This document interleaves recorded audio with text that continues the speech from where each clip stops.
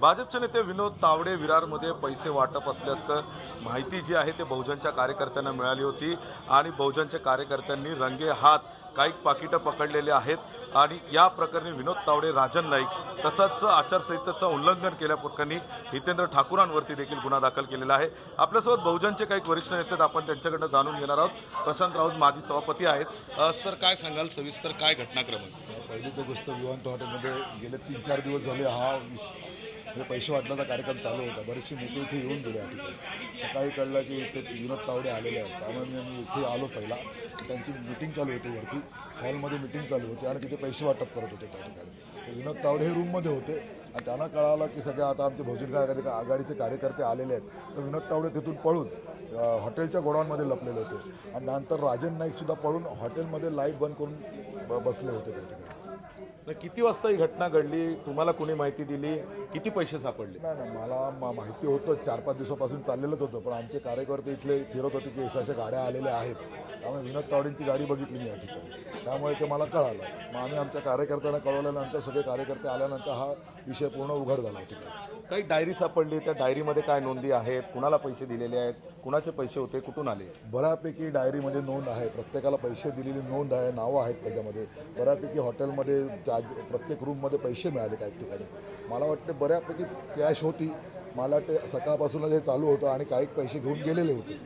भाजपकडून आरोप करण्यात येत आहे हा हितेंद्र ठाकूर यांचाच बनाव आहे, त्यांच्याच कार्यकर्त्यांनी पैसे आणलेले आहेत, हा खोटा आरोप आहे। काय सांगा? हॉटेलमध्ये एंट्री आहेत, बघा हॉटेलमध्ये एंट्री आहेत ना, कोणाच्या नावाने रूम बुक केलेल्या आहेत त्या, हे बघा तुम्ही। आता हॉटेलमध्ये सगळं ते आलेले, आम्ही नाही आलेले या ठिकाणी, ते आलेले पहिले इथे। आणि विनोद तावडे कसे इथे आले? आचारसंहिता संपलेली आहे, विनोद तावडे का इकडे आले? या संदर्भात काय आपल्या पक्षाकडनं निवडणूक आयोगाकडे तक्रार करणार असता? काय पुढची प्रक्रिया? ते श्रेष्ठी करतील त्या ठिकाणी, श्रेष्ठी। काय सांगाल सर, आज वसई विरारमध्ये बहुजन आणि भाजपच्या कार्यकर्त्यांमध्ये राडा झालेला आहे, दोन्ही बाजूने एकमेकांवर टीका करतायत। राजन नाईकांना मारहाण झाली असा देखील आरोप होतो। नाही, राजन नाईकाला मारहाण झाल्याचं मला माहिती नाही, पण राजन नाईक आणि विनोद तावडे इथे या हॉटेलच्या एका हॉलमध्ये बऱ्याच लोकांना, महिलांना, पुरुषांना जमा करून पैसे वाटत होते अशी खबर नक्की होती। आणि ती खबर करता करता कार्यकर्ते आमचे लागून आहेत, त्यामुळे आमच्यापर्यंत पोहोचली। आम्ही सर्व मंडळी आले, त्यांनी एवढं प्लॅनिंगने केलेलं की जे पैसे वाटत होते नेमकं त्याच वेळेचं CCTV सुद्धा त्यांनी फुटेज बंद ठेवलं आहे। हे तुम्ही कळेल ना पोलीस तपासात, तपास नीट झाला पाहिजे। नीट तपास झाला तर त्यात ते समजून येणार आहे, त्यामुळे ते केलं पाहिजे।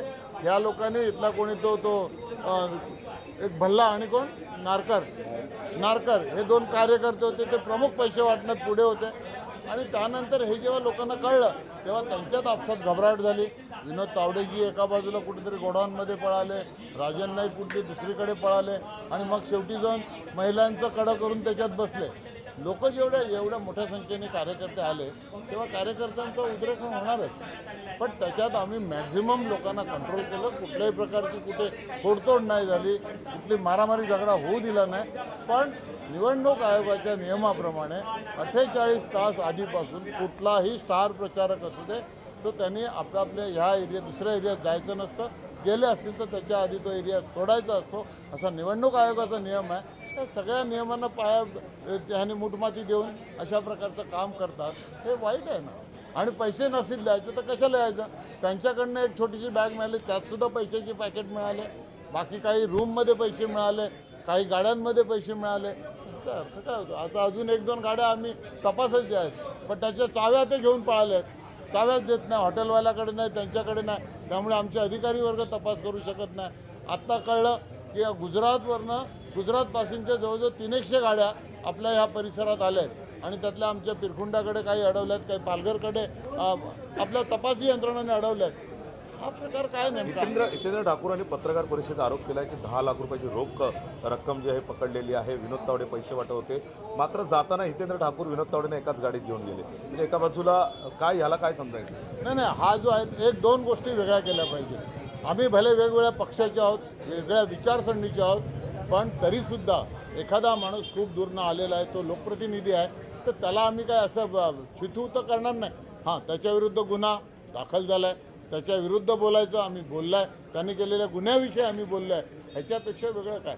आणि ते गुन्ह्याचं झाल्यानंतर त्यांनी अंशतः कबुली दिली, तिथे दिलगिरी व्यक्त केली, त्यानंतर आम्ही सांगितलं ठीक आहे दिलगिरी आणि बाकी कायदा आहे कायद्याचं काम करेल बघू कायद्याने काय करते. आपण पाहू शकतो कायद्याची जो निवडणूक आयोगाने दोन्ही नेत्यांवर जे आहेत ते गुन्हे दाखल केले. विनोद तावडे यांच्यावरती देखील लोकप्रतिनिधी कायद्याचं उल्लंघन तसंच आदर्श आचारसंहितेचं उल्लंघन अशा प्रकारचा गुन्हा तुळजापूर पोलीस ठाण्यामध्ये गुन्हा दाखल करण्यात आलेला आहे. आपण पाहू शकतो ही विनोद तावडे यांची गाडी आहे. या गाडीची टायरची जी आहे ती हवा देखील कार्यकर्त्यांनी काढलेली आहे. विनोद तावडे यांना हितेंद्र ठाकूर यांनी आपल्या स्वतःच्या गाडीमध्ये जे आहे ते घेऊन गेलेले आहेत. नेमकं आता हे दोन्ही नेते एका 4 भिंतींमध्ये काय चर्चा करणार, कारण एका बाजूला पत्रकार परिषदेमध्ये हितेंद्र ठाकूरांनी आरोप केला आहे की 10 लाख रुपये जी आहे ती रोख रक्कम विनोद तावडे यांच्याकडे सापडली. मात्र जाताना दोन्ही नेते एकत्र गेल्यामुळे कुठेतरी एक संशय देखील या ठिकाणी निर्माण होत आहे. व्हिडिओ जर्नलिस्ट प्रशांत महेंद्र वानखेडे, साम टीव्ही, विरार. देश विदेशातील प्रत्येक घडामोडींचे लाईव्ह अपडेट मिळवण्यासाठी आता साम टीव्हीच्या सर्व सोशल मीडिया प्लॅटफॉर्मला लाईक, फॉलो आणि सबस्क्राईब करा. तसंच सर्व नोटिफिकेशनसाठी बेल आयकॉन प्रेस करायला विसरू नका.